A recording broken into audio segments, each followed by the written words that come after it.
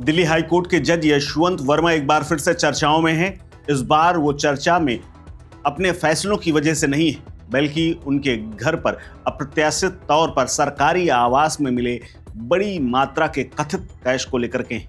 दरअसल जब वो घर से बाहर थे, अचानक उनके घर में आग लगी और आग लगने के बाद दमकल विभाग को सूचना दी गई। दमकल विभाग घर पहुंचा, वहां पर उन्होंने आग बुझाई और इसी आग बुझाने के दौरान सामान समेटने और सामान किनारे करने के दौरान एक कमरे में बड़ी संख्या में कैश मिला। इस कैश के बाद यशवंत वर्मा चर्चा में हैं। ये पहला मौका नहीं है जब वो विवादों में आए हैं। इससे पहले वो समरौली शुगर मिल फ्रॉड केस में भी चर्चा में आ चुके हैं, जब उनके खिलाफ सीबीआई ने केस दर्ज किया था और उन्हें आरोपी तक बनाया था। लेकिन अब उनके सरकारी आवास में मिले अकूत धन की चर्चा खूब हो रही है, जिसके बाद जजों की आचार संहिता और जजों के आचरण के नियमों के तहत इसका उल्लंघन तक माना जा रहा है और सुप्रीम कोर्ट से लेकर के इलाहाबाद हाई कोर्ट तक में इस पूरे कांड की चर्चा है। दरअसल नोटों का यह अकूत भंडार उनके पास कहां से आया, इस बात की जांच की मांग की जा रही है। अब जस्टिस वर्मा के खिलाफ महाअभियोग तक की मांग की जा रही। देश की सर्वोच्च अदालत सुप्रीम कोर्ट आने वाले दिनों में कुछ ऐसा करने की तैयारी भी कर रही, क्योंकि इनके खिलाफ जो एक जांच रिपोर्ट थी वो चीफ जस्टिस के पास पहुंच चुकी है।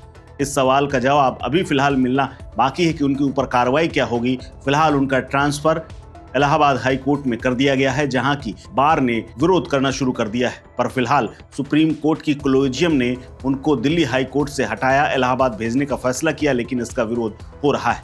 जस्टिस वर्मा के महत्वपूर्ण फैसलों की बात करें तो उन्होंने कांग्रेस पार्टी द्वारा इनकम टैक्स का नए सिरे से मूल्यांकन करने के खिलाफ दायर याचिका को खारिज कर दिया था। तब भी जस्टिस वर्मा चर्चा में आ गए थे। कांग्रेस पार्टी ने इनकम टैक्स अधिकारियों के उस रीअसेसमेंट को चुनौती दी थी, जिससे लगभग 520 करोड़ रुपए को हिसाब में न जोड़ने का दावा किया गया था। जस्टिस वर्मा ने माना था कि इनकम टैक्स अधिकारियों के पास ठोस सबूत हैं और इस रीअसेसमेंट की पूरी जांच की जरूरत है। इसके साथ ही उन्होंने एक और फैसला नेटफ्लिक्स को लेकर के सुनाया था, जब एक वेब सीरीज जिसका नाम ट्रायल बाय फायर था, ये दिल्ली के उपहार कांड से जुड़ा हुआ एक केस था, जिस पर वेब सीरीज बनी थी। इस पर रोक लगाने की मांग की गई थी। सीरीज पर रोक लगाने के लिए रियल एस्टेट कारोबारी सुशील अंसल ने कोर्ट में याचिका दाखिल की थी।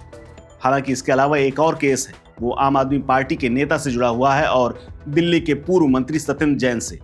दरअसल सत्येंद्र जैन के खिलाफ चल रही कार्रवाई को भी उन्होंने बंद कर दी थी और साल 2022 में नवंबर के महीने में सीबीआई और ईडी को आदेश दिया था कि वो शराब नीति घोटाले में अपनी जांच के संबंध में जारी आधिकारिक प्रेस विज्ञप्तियां और मीडिया बयानों को सार्वजनिक करें।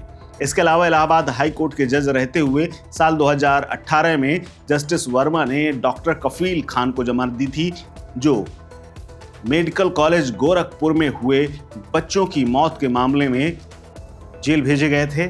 तब उत्तर प्रदेश सरकार ने मेडिकल लापरवाही का आरोप लगाते हुए कफील को जेल भेजवा दिया था और मुकदमा दर्ज कर लिया गया था। लेकिन अब सुप्रीम कोर्ट ने इस पूरे मसले को लेकर के ये कहा है कि दिल्ली हाई कोर्ट के मुख्य न्यायाधीश ने इस मामले की आंतरिक जांच शुरू कर दी है और उनकी रिपोर्ट सुप्रीम कोर्ट के चीफ जस्टिस संजीव खन्ना के पास पहुंच गई है।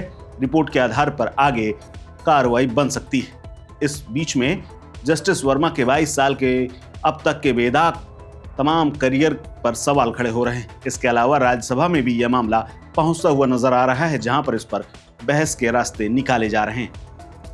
फिलहाल इस खबर में इतना ही। अपडेट्स के लिए बने रहिए वन इंडिया हिंदी के साथ। नमस्कार।